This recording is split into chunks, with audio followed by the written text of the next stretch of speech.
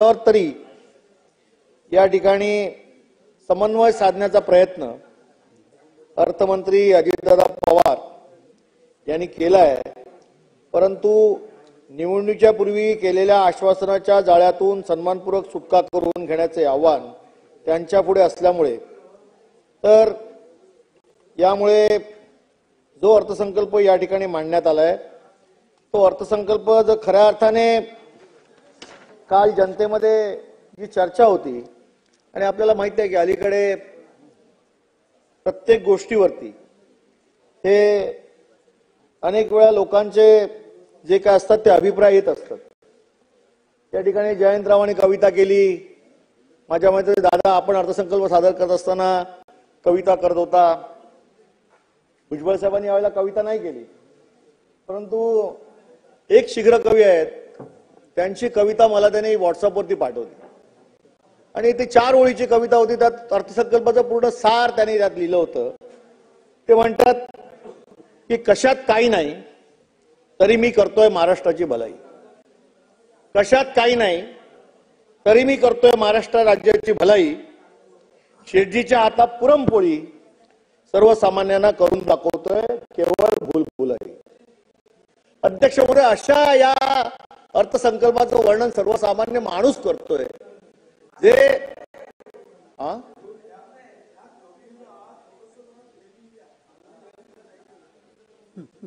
अरे सर्वसामान्य माणसाचा आवाज आहे तो दाबू नका।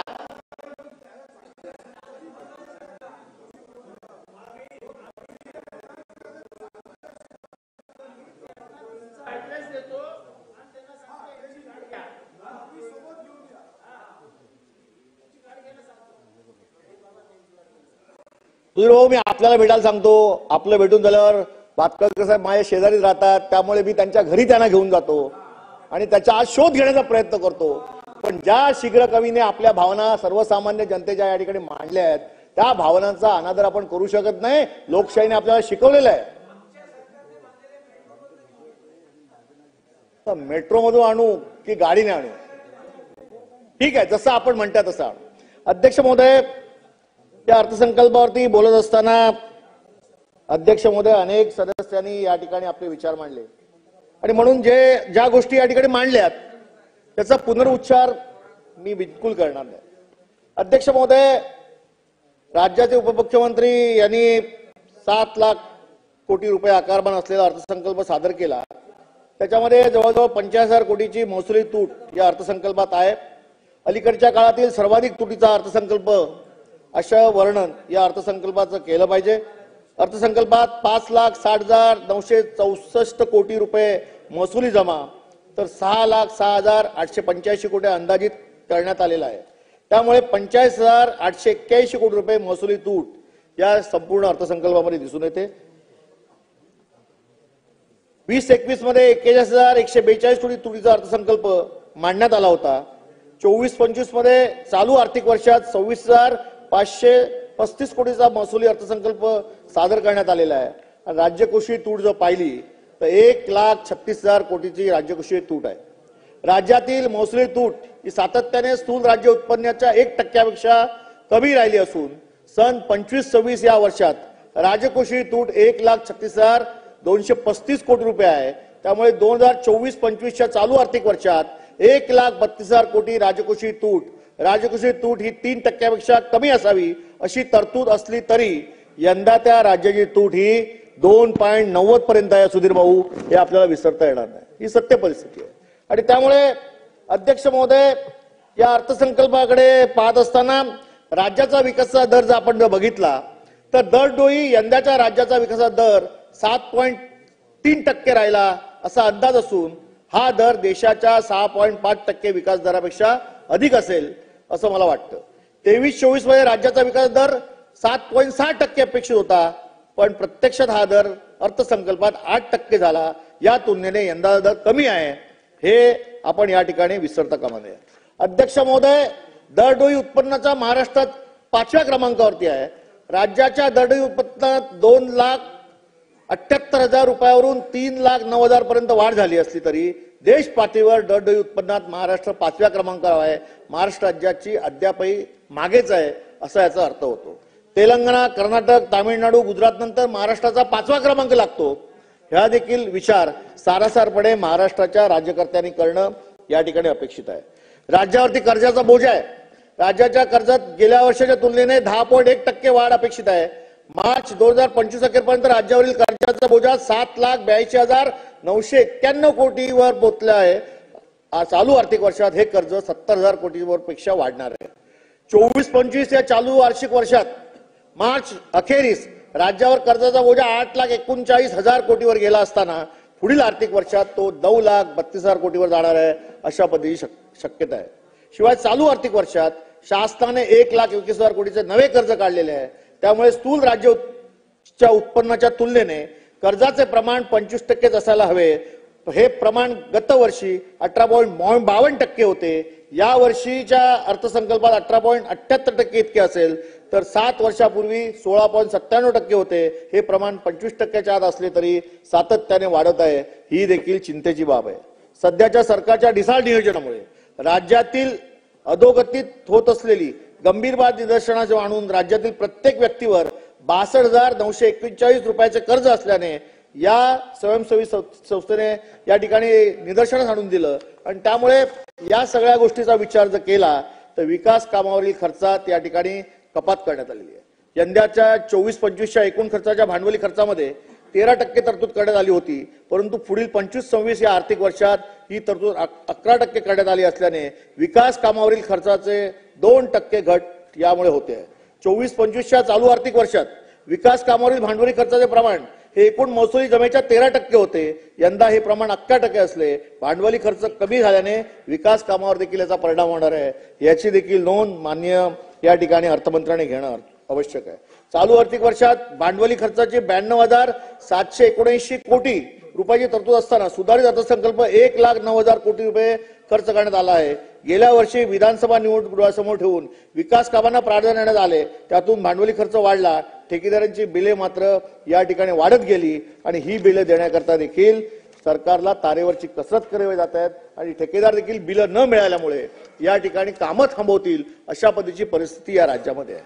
वेतन व निवृत्ती वेतनासाठी 52.72% खर्च केले। यंदाच्या खर्चाच्या तुलनेने 60% वाढ झाली आहे। महसुली जमेच्या 55.72% खर्च हा कर्मचाऱ्यांचे वेतन, निवृत्ती वेतन आणि व्याज फेडण्यासाठी खर्च होणार आहे। वेतन, निवृत्ती वेतन आणि कर्जावरील व्याज फेडण्यासाठी एकूण 3,12,000 कोटी खर्च अपेक्षित धरण्यात आलेला आहे। चालू आर्थिक वर्षात हा खर्च 2,60,000 पर्यंत जाईल। अध्यक्ष महोदय, मी बोलतोय आणि आकडेवारीवर बोलतोय। राज्याने चिंता काय करावी आणि अर्थसंकल्पामध्ये काय गोम आहे हे सांगण्याचा प्रयत्न विरोधी पक्षाकडून करण्याचा प्रयत्न करतोय। मी टीका नाही करतोय, त्यामुळे मला पूर्ण बोलू द्या, माझा वेळ मला पूर्ण द्या। त्यामुळे अनेक गोष्टी ज्या अर्थसंकल्पात आहेत ते सांगण्याचा या ठिकाणी मी प्रयत्न करतोय। अध्यक्ष महोदय, राज्यावरील कर्जाचा बोजा याबाबत अनेक सदस्यांनी या ठिकाणी सांगितलं, त्यामुळे मला असं वाटतं की उद्योग क्षेत्रात जी घट झाली ती देखील या ठिकाणी खरोखरच अर्थमंत्री आणि राज्याने विचार करण्यासारखी आहे। आर्थिक पाहणी अहवालानुसार उद्योग क्षेत्रात विकास दर हा गेल्या वर्षभरात 6.2% वरून 4.9% आलाय आणि उत्पादन किंवा निर्मिती क्षेत्रात 23.24 मध्ये विकास दर 6.8% होता। यात घसरण होऊन हा दर 4.2% आलाय। सेवा क्षेत्रामध्ये आपण 8.3% वरून 7.8% आलोय आणि उद्योग निर्मिती क्षेत्र महत्वाचे असले गेल्या काही वर्षात निर्मिती क्षेत्रात राज्यात घट होऊन ही बाब चिंताजनक आहे आणि त्यामुळे कृषी खातं जर सोडलं तर उद्योग क्षेत्र, सेवा क्षेत्र आणि विकास दर याच्यामध्ये आपली पिछेहाट आहे, हे आपल्याला या ठिकाणी मान्य करावं लागेल। अध्यक्ष महोदय, या सगळ्या गोष्टी आपल्या समोर मांडत असताना अध्यक्ष महोदय या ठिकाणी पंतप्रधानांच्या आर्थिक सल्लागार परिषदेने धक्कादायक अहवाल दिलाय, ती देखील गंभीर गोष्ट आहे। गेली दशकभरात महाराष्ट्र राज्याच्या आर्थिक क्षेत्रात पिछेहाट होते। राज्याच्या स्थापनेपासून 2023-24 या आर्थिक वर्षापर्यंत देशातील राज्यामध्ये महाराष्ट्राने आर्थिक क्षेत्रात आघाडी घेतली होती। मात्र आर्थिक आघाडीवर दशकभरात 10 वर्षात राज्याची पिछेहाट झाल्याचे निष्कर्ष पंतप्रधानांच्या आर्थिक सल्लागार परिषदेने काढल्याने अहवालात या ठिकाणी उघडकीस आले आहे। त्यामुळे पंतप्रधानांच्या सल्ला देणाऱ्या विभागाच्या राज्याबाबत निष्कर्ष अत्यंत गंभीर स्वरूपाचे आहेत। आघाडी सरकारच्या काळात देशाच्या सकल राष्ट्रीय उत्पन्नात महाराष्ट्राचा वाटा 52.2% होता, तसे तोच वाटा आता महायुतीच्या काळात 13.3% आहे. याबाबत देखील माननीय अर्थमंत्र्यांनी या ठिकाणी आपल्या भाषणामध्ये आम्हाला याची माहिती देणं आवश्यक आहे. अध्यक्ष महोदय, मुख्यमंत्री लाडकी बहीण योजना 46,000 कोटीच्या या मुख्यमंत्री लाडक्या बहीण योजनेच्या करता 36,000 कोटी रुपयाची तरतूद करण्यात आलेली आहे. 9 लाख बहिणींना अपात्र ठरवून त्यांची नावे वगळली आहेत आणि 1,500 वरून 2,100 रुपये अनुदान देण्याच्या विधानसभा निवडणूक युतीच्या जाहीरनाम्यात केलं होतं, परंतु अर्थसंकल्प भाषणात याबाबत कोणताही उल्लेख नाही. याबरोबर आनंदाचा शिरा, लाडका भाऊ आणि शिवभोजन थाळी या योजनांसाठी देखील शासनाने कात्री लावली आहे. आणि त्यामुळे मुख्यमंत्री लाडकी बहीण योजना या योजनेबद्दल बोलत असताना यामुळे बहिणी आता लोकांना विचारायला लागलेल्या आहेत, क्या हुआ तेरा वादा मेरे लाडके दादा. अध्यक्ष महोदय, आणि त्यामुळे 50 लाख लाडक्या बहिणींचा पत्ता या ठिकाणी त्यांचं नाव त्यातून कमी केलं जाणार आहे. लखपती दिदी योजना कागदावरच आहे. महिलांच्या सुरक्षेकडे दुर्लक्ष, स्वारगेट बस स्थानकाचं प्रकरण आता ताजं आहे आणि महिलांवरती अत्याचार वाढत आहेत. आणि महाविकास आघाडी सरकारने सुरू केलेली अस्मिता योजना या सरकारने बंद पाडली आहे. त्यामुळे महिलांना त्या ठिकाणी सॅनिटरी पॅड देण्याबाबतची योजना होती ती पुन्हा सुरू करणं ही ग्रामीण भागासाठी आवश्यक आहे आणि या दृष्टीने सरकारने याबाबतचा विचार करणं आवश्यक आहे. अनुसूचित जाती आणि घटकांच्या सर्वांगीण विकासासाठी या ठिकाणी शाहू महाराजांच्या जाती कल्याण शिष्यवृत्ती योजना, विद्यार्थी वसतिगृहे, भारतरत्न डॉक्टर बाबासाहेब आंबेडकर स्वाधार योजना संबंधित शिष्यवृत्ती योजनेवर तरतूद केली जाते. मात्र प्रत्यक्ष निधी विलंब वितरित होतो आणि यामुळे विद्यार्थ्यांमध्ये फार मोठा असंतोष आहे. परिणामी विद्यार्थ्यांना शिष्यवृत्ती उशिरा प्राप्त होते व विद्यार्थ्यांच्या वसतिगृहाची स्थिती दयनीय असून येथील भोजनाचा दर्जा देखील निकृष्ट आहे. दादा, यावरती देखील आपल्याला या ठिकाणी कारवाई करणं आवश्यक आहे. अध्यक्ष महोदय, मी या ठिकाणी शेतकरी सन्मान योजनेबद्दल, नमो शेतकरी सन्मान योजनेबद्दल शेतकऱ्यांना मिळणारे अनुदान 12,000 वरून 15,000 करण्याचे मुख्यमंत्र्यांनी जाहीर केले होते. याचाही अर्थसंकल्पात उल्लेख नाही दादा. त्यामुळे शेतकरी देखील या ठिकाणी चिंतातूर आहे. अध्यक्ष महोदय, मुंबईतील प्रकल्प जे आहेत त्या प्रकल्पात विकास कंत्राटांना होतोय. मुंबईतील प्रकल्प, पूल आणि भुयारी मार्ग, मुंबईचा विकास की कंत्राटाचा विकास असा प्रश्न आता लोक विचारू लागलेले आहेत. आणि मुंबईतील 46,983 कोटीचा विकास कामे करण्याची घोषणा अर्थसंकल्पात आहे. व मुंबईचा नव्हे तर कंत्राटाचा विकास आहे की काय असा प्रश्न देखील आता लोकांच्या मनात पडू लागलेला आहे. अध्यक्ष महोदय, याच अर्थसंकल्पामध्ये शेतकऱ्यांची कर्जमाफी योजना ही या सरकारने करावी अशी संपूर्ण महाराष्ट्राच्या शेतकऱ्यांची अपेक्षा होती.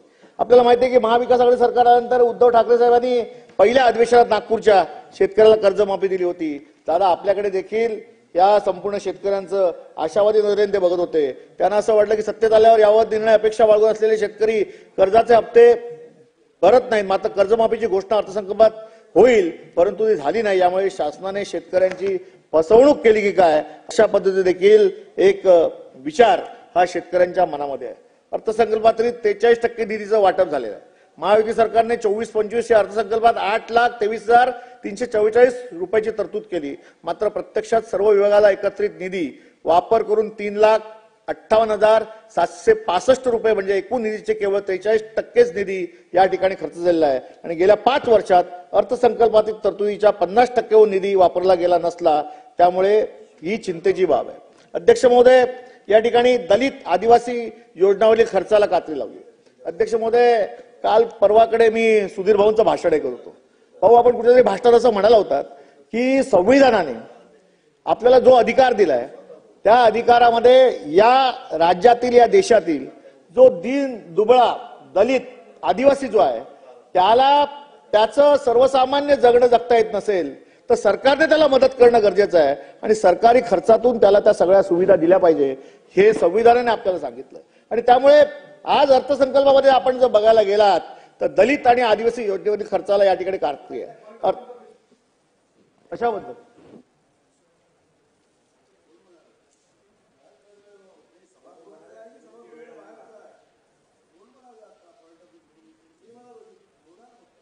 कशाबद्दल याच्याबद्दल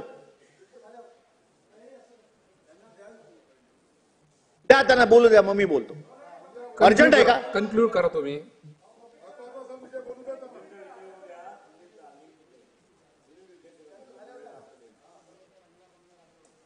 अनुसूचित जाती जमातीच्या लोकसंख्येच्या प्रमाणात निधी तरतूद करण्याचे शासनावर बंधन असतं. मात्र 24-25 या वर्षासाठी अनुसूचित जात घटक कार्यक्रमाअंतर्गत 215 राज्यस्तर व जिल्हा नियोजन यासाठी 15,993 कोटी निधी तरतूद करण्यात आली आहे। यापैकी 5,210 कोटी रुपये निधी जानेवारी 2025 पर्यंत खर्च करण्यात आले। मागच्या वर्षी या कालावधीपर्यंत 10,998 कोटीचा निधी खर्च करण्यात आला होता। यामुळे महायुती सरकारने अनुसूचित जाती व जमातीच्या योजनेवरील खर्चाला मोठ्या प्रमाणात कात्री लावली आहे। त्यामुळे आदिवासींचा विकास योजनेपासून वंचित राहावे लागणार आहे। 25-26 या अर्थसंकल्पात 21,995 कोटी रुपये निधी तरतूद केली आहे। प्रत्यक्षात किती निधी खर्च होईल यावर आदिवासी विकास अवलंबून आहे, परंतु चालू वर्षामध्ये फक्त 35% निधी आदिवासी खर्च झालाय। हा ओ थांबा, मी पूर्ण कुठे गेले? 2-3 मिनिटं मला द्या। या सदनामध्ये माझ्या पक्षाच्या वतीने मी दुसऱ्यांदा बोलतोय। 17 मिनिटं। बरं, मी चुकीचं बोलत असेल तर तुम्ही मला सांगा।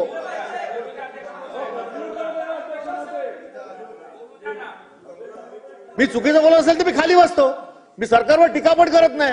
मी जे बारकावे ते सर्व सन्मान्य सदस्यांना बोलण्याचं आहे, त्याच्यामुळे 17 मिनिटं झाले आपले। अध्यक्ष महोदय, समाज कल्याण विभागाच्या पैशाला कापणी लावली गेली।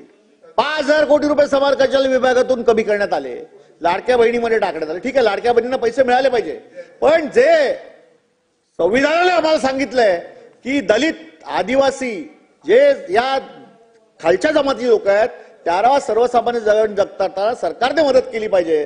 5,000 कोटी रुपयाला जर आपण कात्री लावलीत तर या समाज कल्याण विभागाचं होणार काय आणि समाज कल्याण विभागाला योजना आपण देणार कशा, हा प्रश्न आहे।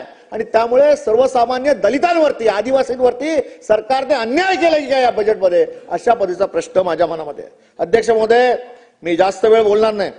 मी या ठिकाणी स्मारकाबद्दल जो सरकारने निर्णय घेतलाय, मी खरोखरच या सरकारने ज्या चांगल्या गोष्टी केल्या त्यांचं अभिनंदन करतो।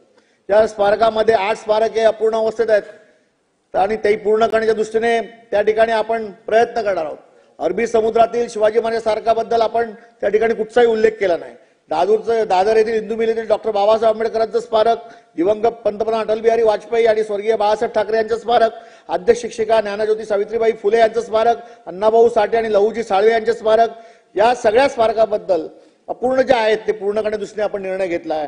आणि त्याचबरोबर संगमेश्वर येथे धर्मवीर संभाजी महाराज यांच्या स्मारकाबद्दल आपण त्या ठिकाणी निर्णय घेतला की स्मारक बांधण्याचं। आणि हरियाणामध्ये आपण मराठ्यांचा शौर्यगाथा जो इतिहास आहे त्या संबंधी जो निर्णय घेतलेला आहे त्याबद्दल सरकारने चांगल्या भावनेतून घेतला, पण ती स्मारकं पूर्ण व्हायला पाहिजेत।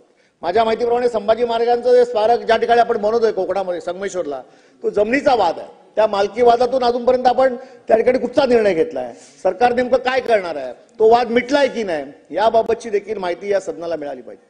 आज छत्रपती संभाजी महाराजांची पुण्यतिथी आहे आणि त्यामुळे देव देश धर्मासाठी जो राजा लढला, ज्याने स्वतःचं बलिदान दिलं आणि त्याचबरोबर आपल्या आयुष्यामध्ये एकही लढाई जो राजा हरला नाही, अशा शौर्यवान आणि संभाजी महाराजांसारख्या एका शूर अशा या महाराष्ट्राच्या राजाचा इतिहास हा येणाऱ्या पिढीला कळायला पाहिजे। म्हणून शालेय शिक्षणामध्ये छत्रपती संभाजी महाराजांची शौर्यगाथा या नावाने अनेक धडे हे इतिहासामध्ये असणं आवश्यक आहे। महाराष्ट्र सरकारची जी काय शिक्षण व्यवस्था आहे त्याच्यामध्ये हे असणं आवश्यक आहे, परंतु आता सध्याच्या काळामध्ये अध्यक्ष महोदय, दिल्ली बोर्ड आणि ICSE बोर्ड ज्यांच्या मोठ्या प्रमाणात शिक्षण आपल्या महाराष्ट्रातले विद्यार्थी घेतात त्यांना देखील कंपल्सन करायला पाहिजे की छत्रपती संभाजी महाराज, छत्रपती शिवाजी महाराज या राज्याचा आदर्श, देव देश धर्मासाठी ज्यानं स्वतःचं बलिदान केलं, अशा राजाचा इतिहास, त्याचे धडे या राज्याच्या शैक्षणिक म्हणजे केवळ महाराष्ट्र शासनाचे नाही तर दिल्ली आणि ICSE बोर्डामध्ये देखील घेतले गेले पाहिजे, असं सरकारने भूमिका घेणं हे आवश्यक आहे। अध्यक्ष महोदय, शेवटचा मुद्दा मी या ठिकाणी मांडतो।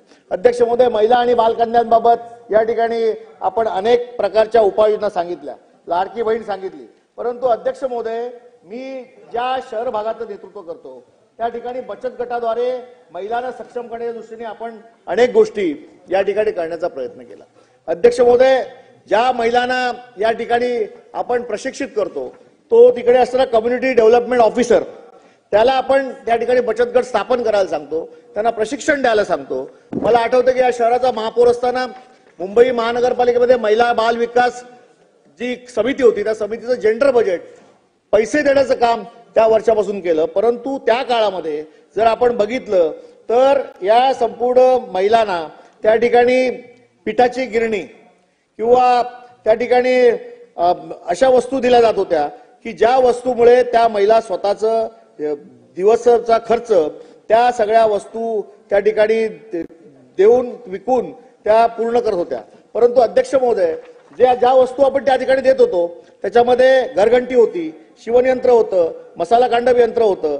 परंतु आता आर्थिकदृष्ट्या सबळ होण्यासाठी खऱ्या अर्थाने जसं डेव्हलपमेंट होतंय तसं यासाठी माझी अशी मागणी आहे की महिला विकास महिलाच्या कल्याणासाठी बचत गटाला या ठिकाणी चपाती बनवण्याचं मशीन, वाती बनवण्याचं मशीन, अगरबत्ती बनवण्याचं मशीन या सगळ्या गोष्टी दिल्या पाहिजेत.